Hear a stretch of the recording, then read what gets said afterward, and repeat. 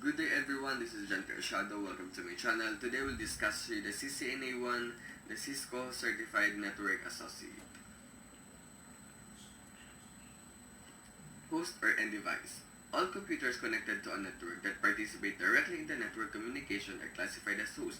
Hosts are also called end devices. The server. Server are computers with software that enable them to provide information like email or web pages to the other end devices on the network. The client.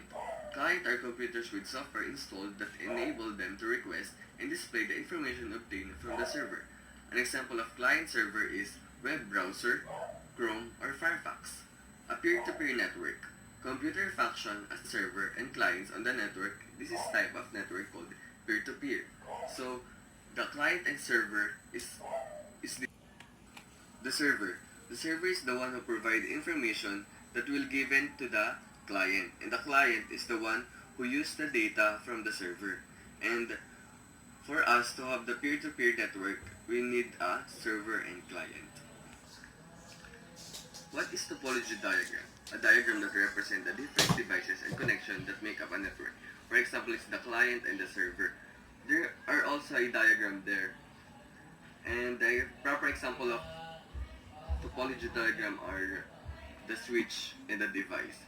So, having the network, you should connect the device to the switch.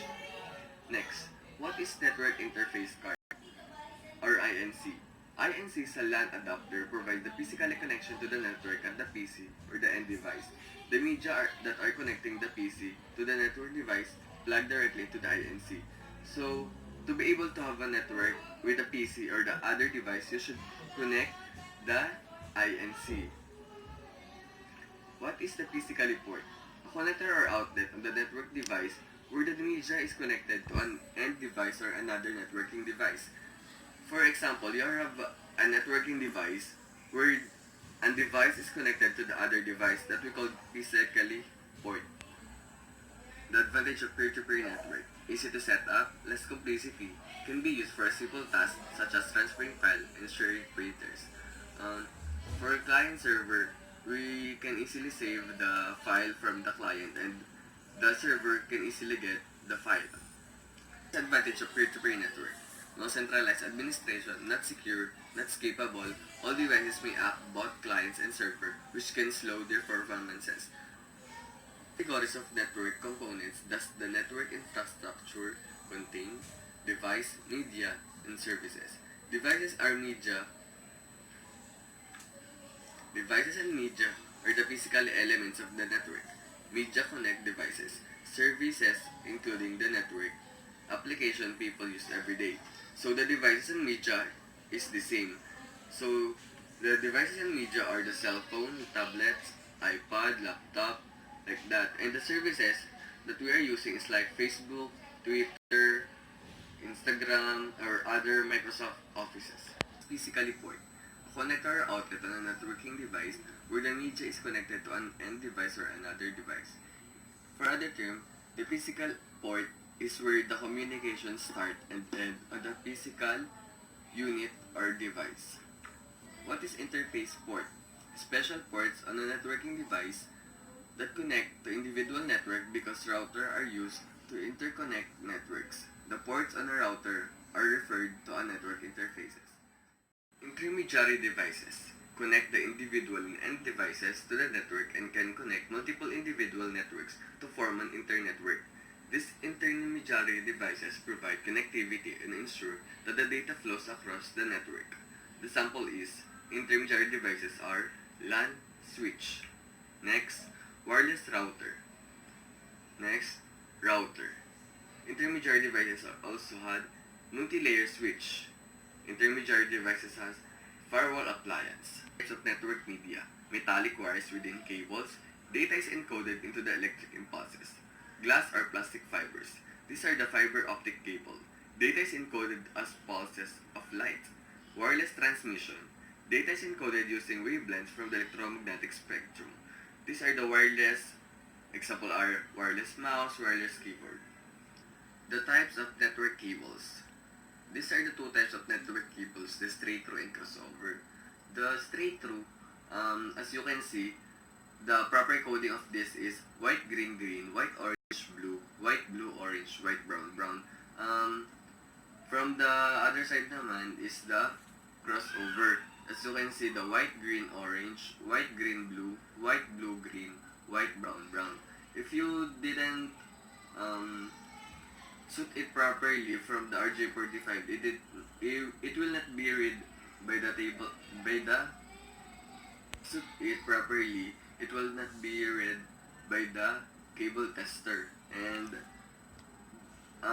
just a tip, if you will going to set it, you should make sure that the end of the wire is also at the end of the RJ45 to read properly by the cable tester. Two types of topology diagram. There are physical topology diagram. It identifies the physical location, intermediary devices, and cable installation. Logical topology diagrams identify the ports and addressing the string.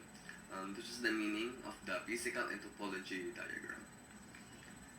Here are the two types of common types of local area network or LAN. A network infrastructure that provides access to user and end devices in a small geographic area, which is typically an enterprise, home, or small business network owned and managed in an individual or IT department.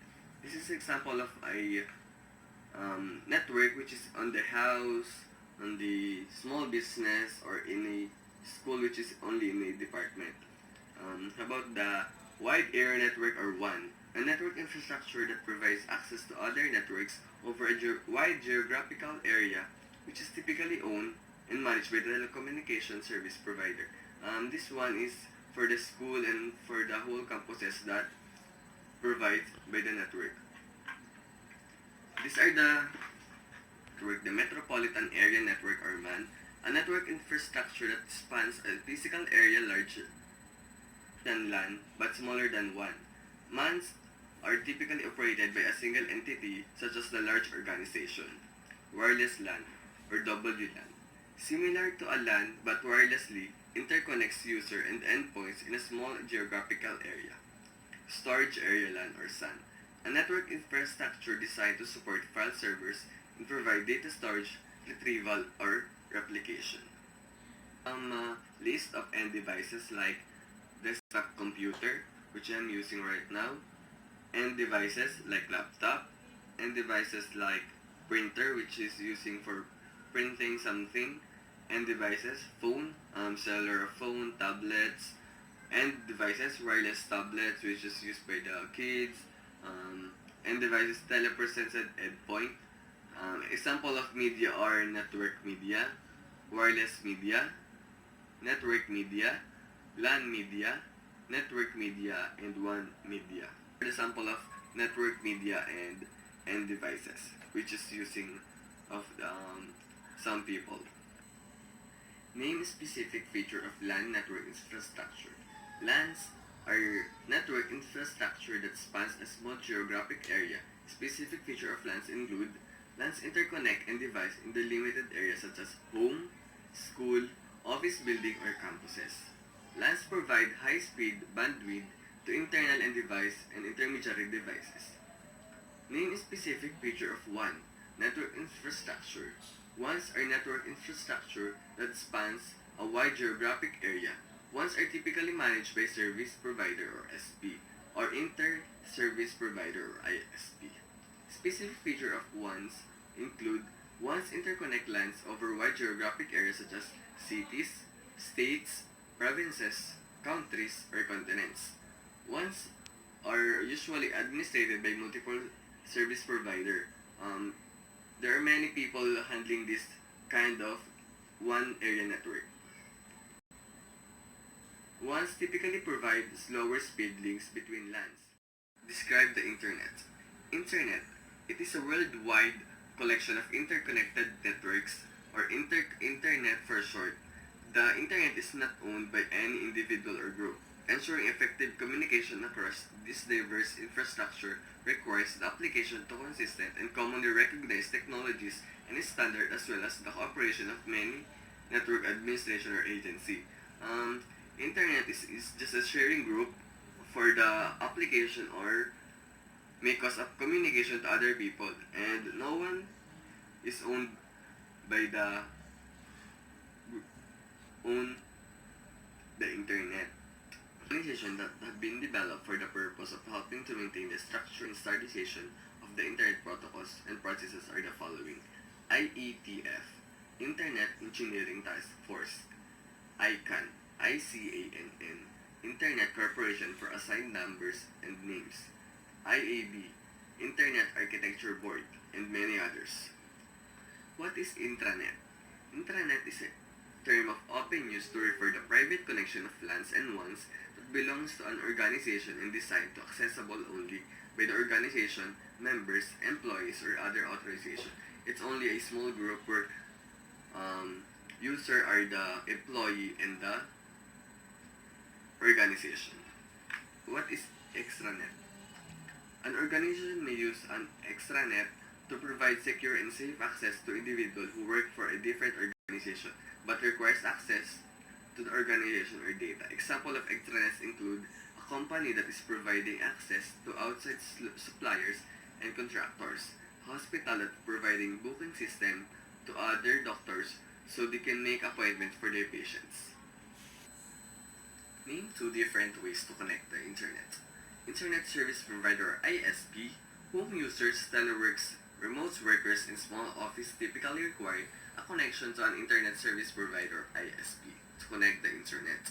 Connection options vary greatly between ISP and geographical location. However, population choices include broadband cable, broadband digital subscriber line or DSL, wireless ones, and mobile services. Service Provider or SP. Business class interconnection are usually provided by the service provider or SP. Popular business class service include business DSL, lines, and metro internet. Name 5 common connections for small office and home office user. 1 is cable. Typically used cable by the television service provider, the internet. Signal is carried on the same cable that delivers cable television in the provides a high bandwidth, always-on connection to the internet. This cable is connected to the TV or other internet data connection, DSL.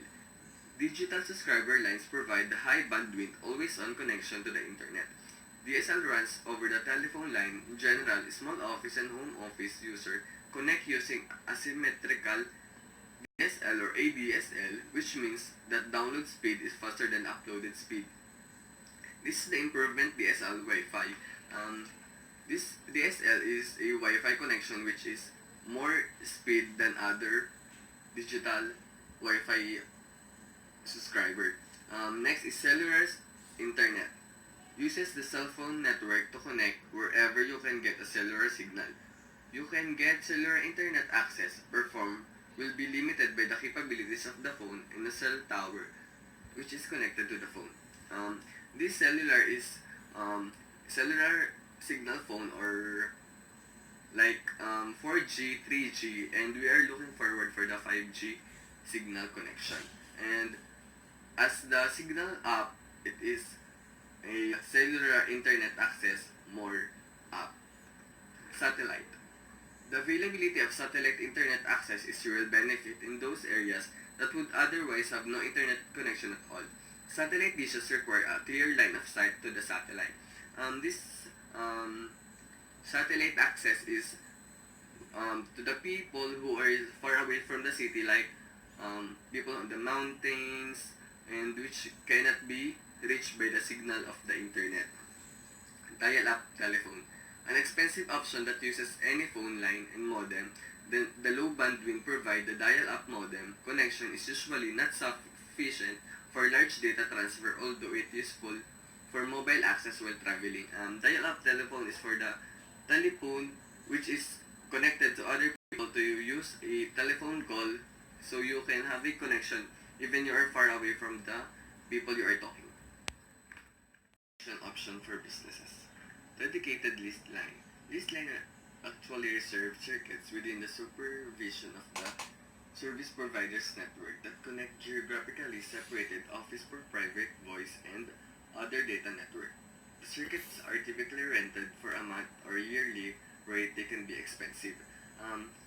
It's just like a having a Wi-Fi connection in your house, which is given by the network of PLDT, the Globe or Smart. Internet One. Internet One's extend the LAN access technology to the WAN. Internet is a LAN technology you will learn about the later chapter.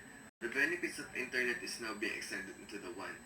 This is a public internet which is connected to other geographical area which has a wide area network, DSL. Business DSL is available in various formats of popular choices in symmetric digital subscriber lines or SDSL, which is similar to consumer version of DSL but provides uploads and downloads at the same speed. It's just like a Wi-Fi connection which is improved because of the DSL because it has a high speed, provides uploads and downloads. It also has a telephone without internet connection, but it has a telephone which can be used by everybody, satellite. Similar to small office and home office users, satellite service can be provide a connection when a wired solution is not available. Satellite is located at the Earth orbit. It can be used by spy or even you can see other places by the satellite. The converging network. Back in the day, there are separate network for a computer network, telephone network, and broadcast network. Today, a separate data, telephone, and video networks are converging. Unlike dedicated networks, converging networks are capable of delivering data, voice, video between many different types of devices over the same network infrastructure. This network infrastructure uses the same set of rules, agreements, and implementation standard. Today, we are seeing the improvement of the data and improving of the network. Before, we are calling only in the telephone by our voices, but now we can call our voices with our camera, so we can have a video call, and that is the data, that is the network nowadays. And that's all. Physical infrastructure in network. The many different types of cables and devices make up the physical infrastructure. What is network architecture? The technologies that support the infrastructure and programs, services, and rules or protocols that move data across the networks. What are the four basic characteristics that the underlying architecture need to address in order to meet up the users? Here are the expectations: fault tolerance, escapability, quality of service, and security. If you have these four kinds of expectation to your customers, you will accept, and the customer will deal with you because of these kinds of expectations. And this is Gentry Ashado. Thank you for watching.